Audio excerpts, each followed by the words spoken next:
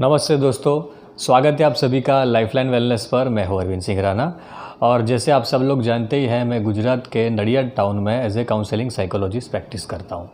दोस्तों, आज का जो विषय है वो काफ़ी इंटरेस्टिंग और यूज़फुल तो है ही, मगर साथ में बहुत ही सेंसिटिव विषय भी है।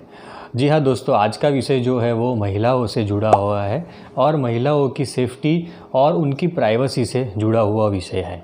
तो आज की जो महिलाएं हैं वो किसी न किसी बिज़नेस से जुड़ी हुई है, कोई जॉब कर रहा है, कोई छोटा मोटा अपना घर से कुछ कारोबार कर रहा है, कुछ ना कुछ एक्टिविटी कर रहे हैं और उसके दौरान उनको वर्क प्लेस पे जाना होता है, किसी ऑफिस में जाना होता है, खुद की ऑफिस हो सकती है, किसी के साथ बिज़नेस डील करना होता है या पब्लिक प्लेस की भी विज़िट करनी होती है।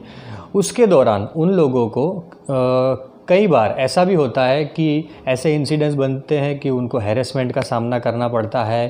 कहीं किसी बार उन लोगों के ऊपर कुछ कमेंट की जाती है, कुछ डबल मीनिंग में बात की जाती है, उनके बिहेवियर के ऊपर, उनकी ड्रेसिंग सेंस के ऊपर, या कुछ भी ऐसी जो चीज़ें होती है जो उनको एक मेंटली प्रेशर क्रिएट करती है और उन लोगों को ये चीज़ बहुत ही स्ट्रेसफुल लगती है। तो इसके बारे में आज का विषय है। दोस्तों, कई महिलाओं ने मुझे बताया है कि उनके साथ वर्क प्लेस पर छेड़खानी होती है, उन्हें प्रेशराइज़ किया जाता है, अनचाही डिमांड की जाती है। ऐसे बहुत सारे किस्से सामने आते हैं जिसकी वजह से वो बहुत ही स्ट्रेस फील करती है। कई बार वो जॉब भी चेंज कर देती है, कई बार वो जॉब छोड़ भी देती है। तो उस तरीके की काफ़ी सारी इंसिडेंट्स होते हैं। तो उस कंडीशन में उनको कैसे रिएक्ट करना है, अपना एटीट्यूड कैसा रखना है, अपना बिहेवियर कैसे रखना है, उसके बारे में आज हम लोग बात करने वाले हैं। तो ये बहुत ही इम्पोर्टेंट है ख़ास करके महिलाओं के लिए कि वो कैसा अप्रोच रखें जिससे उनके साथ ऐसी घटना ना हो। तो ये वीडियो थोड़ा लंबा हो सकता है, मगर इस टॉपिक को डिटेल में डिस्कस करना बहुत ही ज़रूरी है। तो वीडियो आप एंड तक देखिए। मैं यहाँ पे ऐसी 8 चीज़ें बताऊँगा जो आप अपने जो रूटीन में या अपने बिहेवियर में डेवलप करेंगी तो मुझे लगता है कि आप इन सब चीज़ों से बच पाएंगी। तो चलिए शुरू करते हैं। देखिए, पहले तो हमें ये समझना होगा कि सभी पुरुष एक जैसे नहीं होते, मगर हाँ, कुछ पुरुष ऐसे होते हैं जो वर्क प्लेस पर या पब्लिक प्लेस पर महिलाओं के साथ छेड़खानी करते हैं और वन साइडेड फीलिंग होती है, वो जताते रहते हैं। उसकी वजह से वो कभी उनको प्रेशराइज भी करते हैं, प्रपोजल भी रखते हैं, अनचाही डिमांड भी करते हैं। तो आइए पहले समझते हैं कि उनकी साइकोलॉजी क्या होती है। वो लगातार सामने वाली महिला के पास से कुछ सिग्नल लेना चाहते हैं। वो अपनी अंडरस्टैंडिंग के हिसाब से या अपने विचारों से ही सामने वाली महिला से सिग्नल लेते रहते हैं कि कब मुझे मौका मिले, कब मैं आगे जाके थोड़ा स्टेप फॉरवर्ड कर सकूं या इनके नज़दीक आ सकूं। ऐसे सिग्नल की लगातार तलाश करते रहते हैं। तो जब भी उन्हें ऐसा सिग्नल मिलता है तो वो आगे बढ़ने की कोशिश करते हैं।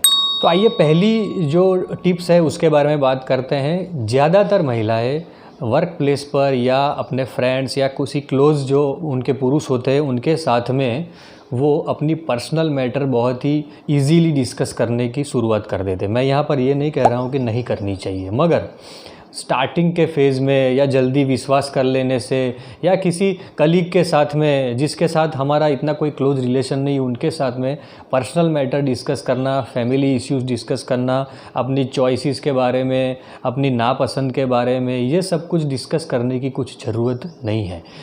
कभी कभी कैसा होता है कि जब भी हम कुछ प्रॉब्लम में होते हैं, कुछ समस्या होती है, तो हम सामने वाले को जब बताते हैं तो वो कहीं ना कहीं उस सिचुएशन का फ़ायदा उठाता है, क्योंकि वो जो कमज़ोर क्षण होते हैं हमारे जीवन के, उस क्षण में किसी दूसरे आदमी का प्रवेश होना बहुत ही लाजमी होता है या बहुत ही इजी होता है। तो वो समय पर आपको इमोशनली सपोर्ट करके, थोड़ा सिंपैथी दिखा के वो आपके साथ फिर आगे बढ़ने की कोशिश करता है। और शायद ऐसा भी हो कि वो कंडीशन ऐसी हो कि आप उनका सपोर्ट ले भी ले, फिर आगे जाके समस्या खड़ी हो जाती है। तो इन शॉर्ट, हमारी जो फीलिंग्स है, हमारी जो पर्सनल मैटर्स है, वो हमें ऐसी जगहों पे या ऐसे हमारे कलीग्स के साथ में शेयर नहीं करनी चाहिए। उसके लिए हमें बहुत ही सिलेक्टिव होना चाहिए।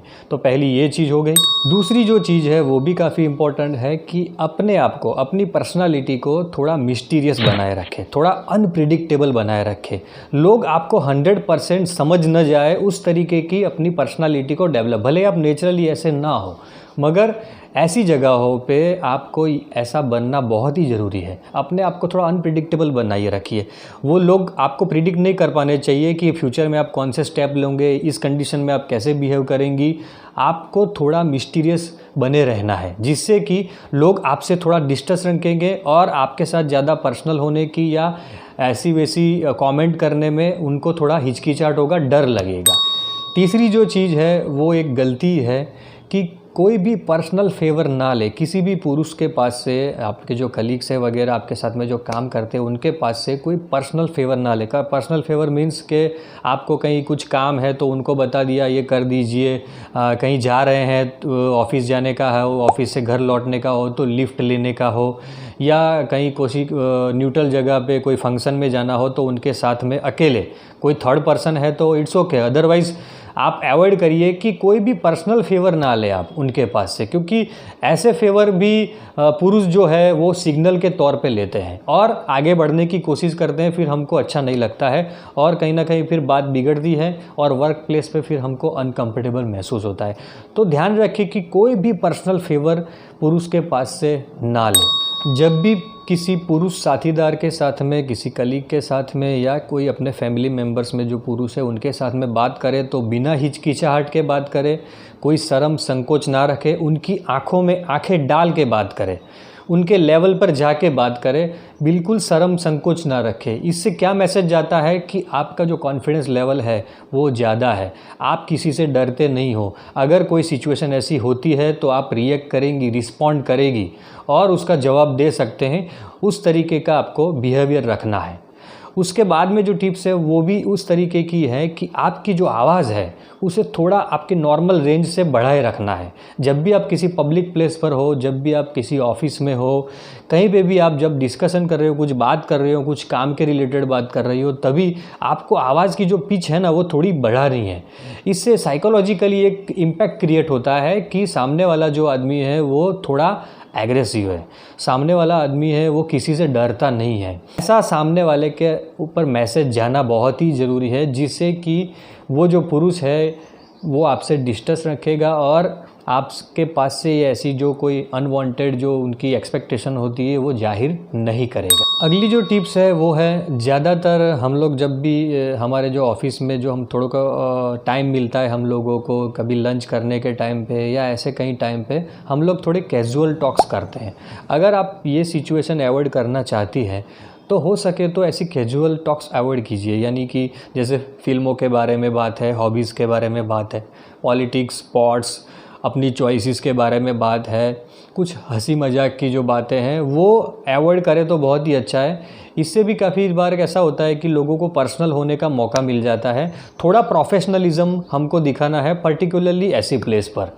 हमारी जो फ्रेंड्स है, हमारे जो फैमिली मेम्बर्स है, उनके साथ में हमारा बिहेवियर ये ऐसा हो सकता है, थोड़ा नॉर्मल हम रह सकते हैं, मगर जहाँ पे हमको लगता है कि हमें थोड़ा कंपोज रहना है, थोड़ा रिजर्व रहना है, वहाँ पे हम ऐसी कैजुअल टॉक्स को अवॉइड करें तो काफ़ी अच्छा रहेगा। सातवीं जो बात है वो काफ़ी इम्पोर्टेंट है और ज़्यादातर लोग मैंने पाया है कि मेरे जो भी क्लाइंट्स आते हैं उनकी गलती की शुरुआत यहीं से होती है।